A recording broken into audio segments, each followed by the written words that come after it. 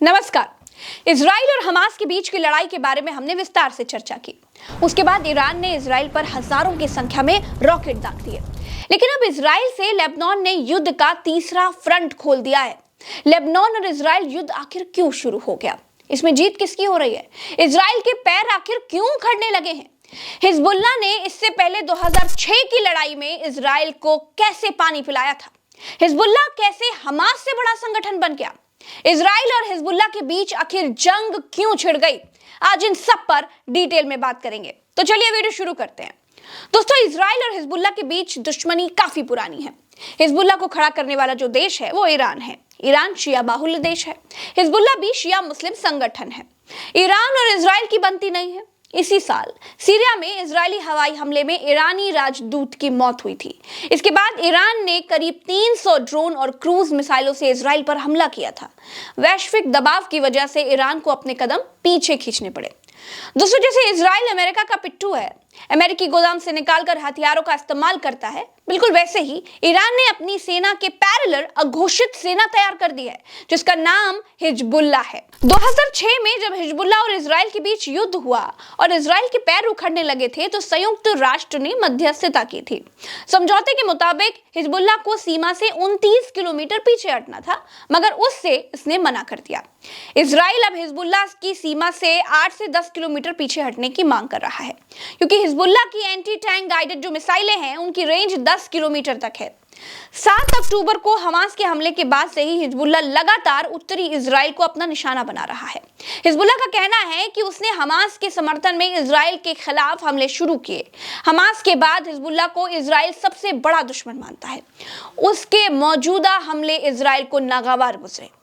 पिछले 1 साल में हमास के बाद अगर इजराइल को सबसे अधिक किसी ने नुकसान पहुंचाया है तो वो है हिजबुल्लाह ने।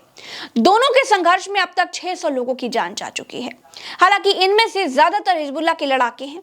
हालांकि 50 इजरायली सैनिक और 100 आम लोग भी इसमें शामिल हैं। दरअसल हमास के मुकाबले हिजबुल्लाह की ताकत काफी है। ईरान और रूस से उसे आधुनिक हथियार भी मिलते हैं। समूह में करीब 1 लाख लड़ाके होने का दावा है। इजराइल का यह मानना है कि हिजबुल्लाह के पास लगभग 1,50,000 रॉकेट और मिसाइल्स हैं। इनमें से कई मिसाइल्स गाइडेड हैं। खास बात यह है दोस्तों कि इनकी जद में पूरा इजराइल आता है। अगर इजराइल के हमलों को बहुत बारीकी से समझें तो इजरायली सेना का पूरा फोकस हिजबुल्लाह के हथियारों को नष्ट करना है। वो हथियार गोदामों को ही निशाना बना रही है। दोस्तों, इसी साल जुलाई में हिजबुल्लाह के हमले में इजरायली कब्जे वाले गोलन हाउट्स में 12 बच्चों की मौत हुई थी। इजराइल ने इस हमले के जवाब में कार्रवाई की कसम खाई थी। इस घटना के बाद हिजबुल्लाह के खिलाफ तेज कार्रवाई की रूपरेखा बनी। इजराइल ने गोलन हाउट्स की योजना बनाने वाले हिजबुल्लाह कमांडर को भी ढेर कर दिया था।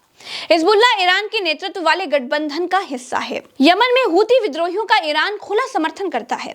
हमास से संघर्ष के बीच हूती विद्रोही भी कई बार यमन से इजराइल पर अपनी मिसाइलें दाग चुके हैं। ऐसे में ईरान समर्थक गुटों को निपटाने में इजराइल जुटा हुआ है। अब बड़ा सवाल यह है कि हिजबुल्लाह पैदा कैसे हुआ, इतना शक्तिशाली कैसे हो गया? तो दोस्तों, साल 1982 में इजराइल ने लेबनान पर हमला किया था। यह हमला फिलिस्तीन मुक्ति संगठन के हमले के जवाब में किया गया था।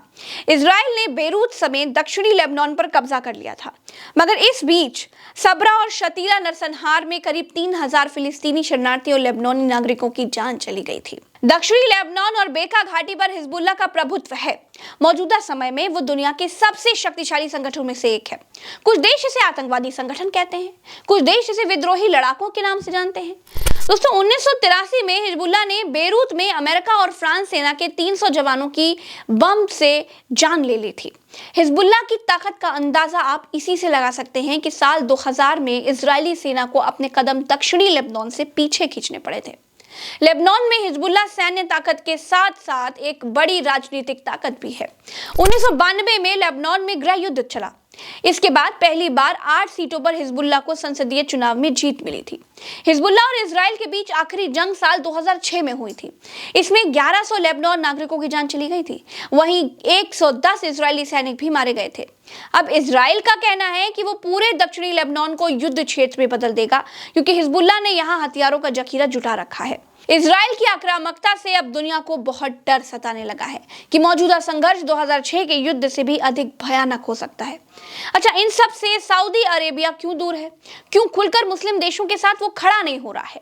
बताऊंगी, लेकिन अगले वीडियो में। दोस्तों, युद्धग्रस्त देशों की जानकारी जो जैसी है वैसी मैं आपको दे रही हूं, क्योंकि मेरा मानना है कि युद्ध जिनमें बेकसूर लोगों की जानें जाती हैं वो किसी भी प्रकार से गलत है।